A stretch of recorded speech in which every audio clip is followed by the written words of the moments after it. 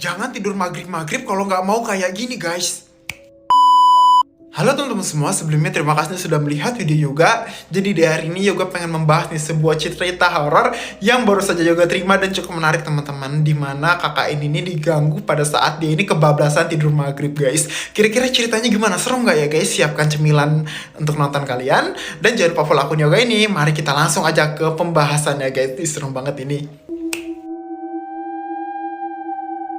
Jadi kejadian ini terjadi pada tahun 2019 di Kota Malang, teman-teman. Tepatnya mahasiswa semester 3 yang bernama Kak Tika. Halo Kak Tika, makasih ya udah ngasih ceritanya ini. Jadi singkat cerita, Tika ini ngekos di sebuah rumah tua yang dijadiin kos-kosan cewek gitu, teman-teman. Nah, rumah tua ini katanya tuh bekas rumah Belanda, dimana bangunannya itu gede, jendelanya itu tinggi-tinggi, dan katanya juga ya guys, bangunan ini bekas seorang dokter asal Belanda begitu. Kenapa sih Tika itu pengen ngekos di sana, guys? Karena menurut pemaparan Kak Tika ya guys, kosan itu benar-benar murah teman-teman, dan banyak juga nih orang yang berada di kosan tersebut. Jadi nggak cuma Kak Tika doang, jadi banyak orang yang ngekos di rumah Belanda tersebut. Makanya Kak Tika ini mau, karena dia ini nggak sendirian begitu. Ya murah juga teman-teman. Tetapi juga ya guys, banyak cerita-cerita seram yang menghantui kos-kosan tersebut. Tetapi ya cuek aja orang-orang itu karena murah teman-teman.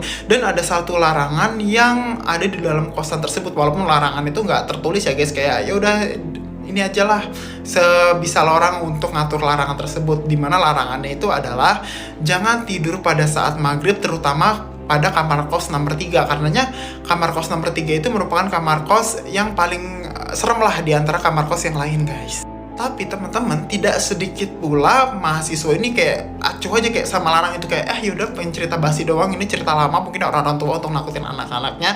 Nah, termasuk Tika, teman-teman. Tika ini nih yang menyepelekan larangan tersebut, hingga salah satu kejadian itu merubah semua perspektif dia dan bikin trauma, teman-teman. Jadi singkat cerita, pada hari itu hari Kamis, teman-teman, Tika ini baru rapat UMKM itu, kayak organisasi di kampus gitu, guys. Nah, Tika ini nih badannya tuh udah capek, udah lunglai, pokoknya udah pegel semua badannya. Dan by the way, dia ini balik ke kosan itu jam 5 sore teman-teman. Nah, tapi si Tika ini nih pengen mandi sebenarnya, cuman dia ini ngantuk berat guys pada jam 5 sore tersebut.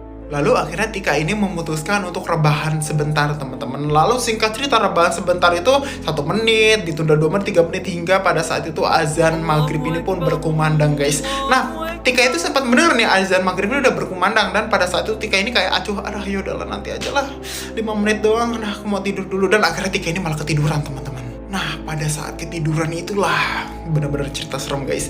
Dimana Tika ini mendengar suara perempuan dengan nada serak memanggil seperti ini, kayak